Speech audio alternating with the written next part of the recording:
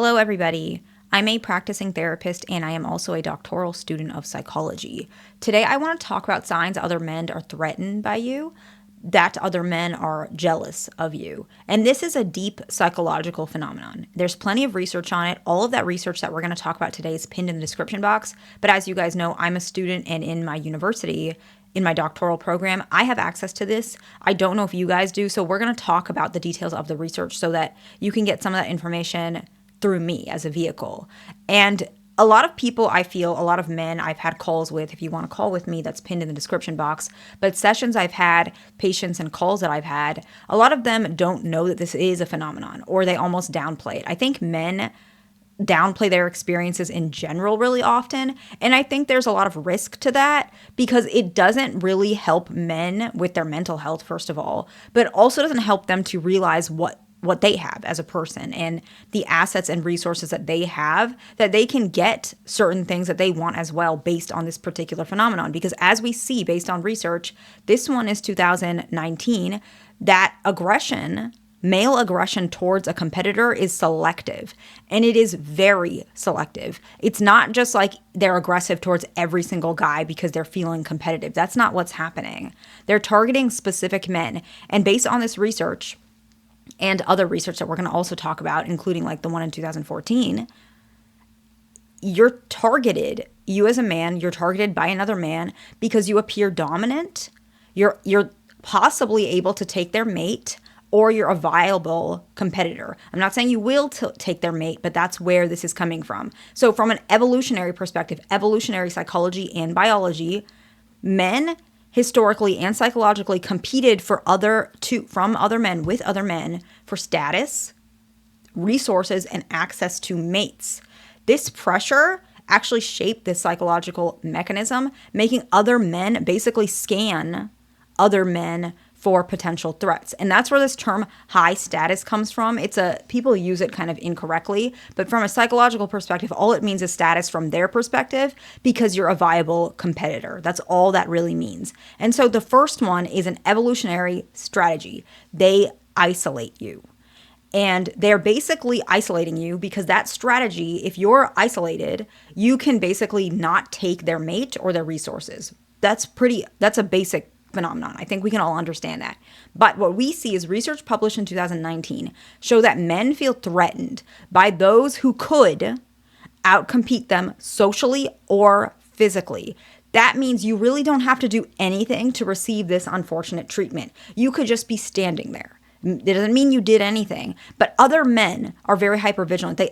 They assess other men based on the perceived physical strength, trait dominance. So trait dominance is really important, right? Because a lot of men want their traits to be passed to their offspring, and they want their trait more dominant and more prominent. But if they feel that your traits may be more dominant or more prominent or give that offspring a more viable opportunity in survival, both psychologically and biologically, they will feel envious of you. This is natural.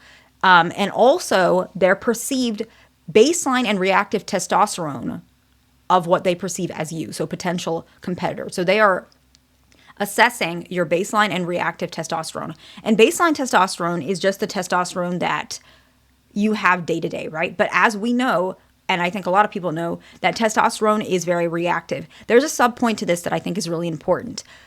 Testosterone is decreasing now, which I'm not going to speak much on that because I know it can be a little bit of a touchy subject, but also men who may have potentially higher testosterone than average, they may also fit in this category. And we can see that when a man has a dip in their testosterone, we rule this out as therapists in psychology because we need to also check to see, is your anxiety, is your agitation, is your discomfort due to that dip in testosterone? Because it does happen. And so if you can get your testosterone to a certain level, those things decrease. And so a lot of times men are also assessing those things as well. And so if you have a very high reactive testosterone, for example, it means that your testosterone can spike at a certain time. You can be more competitive and more aggressive when necessary. And so you might see these things as well. You're not doing anything, but this person is isolating you for these perceived traits.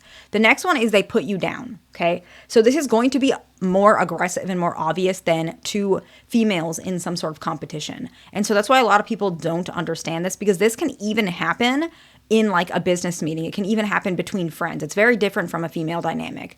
Research in 2014 suggests that men becomes specifically aggressive towards competitors. And remember, as I'd mentioned many times, this is not random. In fact, it is highly selective. The research shows there are two categories of this aggression. I'll say it like this. It's categorized through the aggression is specifically targeted to two different categories, okay? So the first one is what we are calling, based on this research, dominant men. That terminology I used earlier, high status rivals, okay? So dominant men, okay? And so they have that perceived strength, trait dominance, baseline and reactive testosterone, okay? That's that dominant man. The next one, he could also be a dominant man, but there's another part of this as well. He's an available man, he's single, or he's just physically attractive, but likely this one is more of mating, direct mating competitor. The dominant man, it could be a mating competitor, but it could also be resource-wise. But the other one is you're available and maybe you're attractive. And so if that is the case and you somehow take their mate from them, I'm not saying you would do it on purpose, maybe you would, no judgment here, you can see that the other man is hypervigilant towards that. And so he's putting you down because he wants to make sure that you're not able to assess your potential so that you can use those resources and potentially take his mate, take his resources, take his job, whatever it may be. And research interprets this. The author of this particular research interprets this as a strategic behavior aimed at increasing one's own status, but also undermining mating rivals status. So it works in two directions with just one action. By putting you down, he makes himself look better compared to you, and then you look worse compared to potential females. And so that's something that is very important. And that strategy, sometimes people miss it because it's not talked about as much that men do this, but it is true. Men do this a lot. It's not as, like, it doesn't seem as indirect or catty compared to how women do it, which is more talked about as jealousy. But a male jealousy is not that way. It's definitely more threatened. It can be a little hostile. And actually, point 3 is really important because it does actually show hostility. They act hostile towards you when you talk to their girlfriend.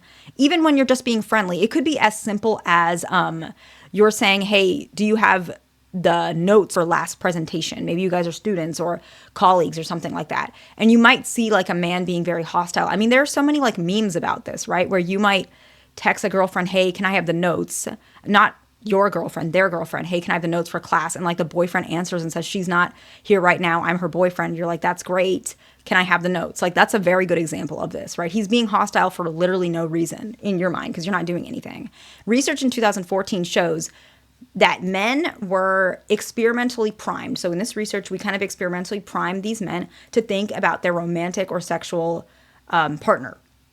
And they actually became more aggressive towards specific men, and only men that were determined as mating rivals. So it's specific. They're not doing this to every man, which is really important. It's specific. So basically, the best way to put it is if you've even experienced this once, you were a target of this at one point. It's not random, okay? The next one is that they talk loud around you. This other man talks loud around you. He talks over you or interrupts you, or all three of them. Research in 2017 shows that men respond to gender role discrepancy with behaviors aimed towards restoring status. By him talking loudly over you, around you, or interrupting you, he shows that he's the dominant one in the room and that you are not the dominant one, okay? And so that's why he's doing that. He's trying to restore his status as the dominant male in the room, okay? The next one is they're hypervigilant around you. Research in 2015 shows that men respond to these types of behaviors by feeling anxious. They are not even your behaviors on purpose, but they're hypervigilant. We've actually talked about this a little bit earlier from another research. They are scanning subconsciously any person who can take away their status, their mate, or other perceived things that you have they do not have. And so we can see that their brain actually shows hypervigilance towards men like this. They may not even be aware, but the hypervigilance is actually prior to these behaviors. And so you may feel or notice that they might be looking at you. They might be having negative behaviors. They might be moody around you, these men. And it's because they are feeling uncomfortable about the potential that you could take what they perceive to be theirs, right? That's that territorial behavior. The next one is that they copy you. Men can mimic you. Actually, what we see is that Sometimes they may even put you down, and they may actually take whatever your asset is in a verbal sense, maybe even physically. Let's just say, for example, you like a certain type of music and you're just talking about it. They might interrupt you and literally take whatever you were talking about and insert it into their own identity and their topic that they were talking about. They may copy you throughout. They may start dressing more similar to you, acting more similar to you, talking more similar to you, mimicking some of your hobbies. And this is because they feel this other strategies may not work for them. And so they might feel like, okay, they can't demote your status, so they can mimic your status and try to improve upon it or adjust it or take it as their own to hopefully reach your status. And so they're struggling to put you down. And so now they're just going to mimic you. That's what happens next. Or whichever order. The next one is they try to one-up you. So we already saw this research in 2017, as we talked about. They feel like their behaviors are trying to restore that status. And so, for example, if you were saying, hey, I was doing this with my stocks, I sold some of my stocks, it's pretty good, I was able to buy another one, and maybe you're talking about something of that sort. I don't know much about stocks. My significant other loves stocks, so that's why I talked about that one first. Not sure much about it, but I do know it's something that some men talk about a lot, what they're doing with their portfolio. Some of them, like my significant other, he looks at those things a lot, like daily. And so often these are conversations that come up, and maybe something you sold, or maybe you bought a stock at a really good time and it's doing really well now. They might try to one-up you and say, oh yeah, I did that once before too. In fact, I made A, B, and C. It was so much that I didn't even think about how good I am. I was just doing it. This is natural to me. They start almost covering up your accomplishment, but not just your accomplishment. They're also trying to act like their personality of how they did it is better. And so they might act like, oh, you're just trying too hard. I do that all the time. I don't even talk about it. It's natural. Whereas you're not trying to brag, you were just having a conversation.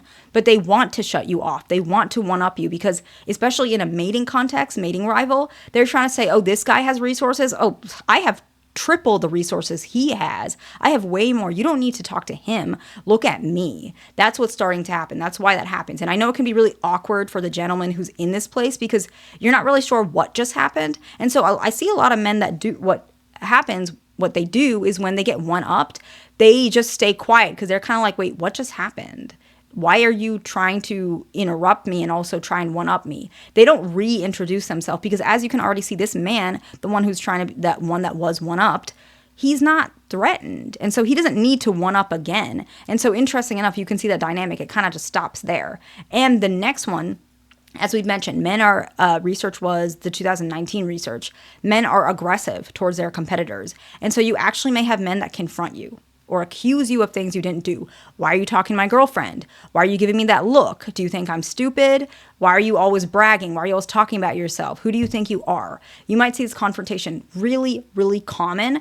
And unfortunately, you can see this happen a little bit more common with men under influence, of substance and such. It doesn't always happen, but we do see it's a little bit more often. And so I hope this video is helpful to somebody. If you want a call with me, that's pinned in the comments. Please like, subscribe. I will see you in the next one.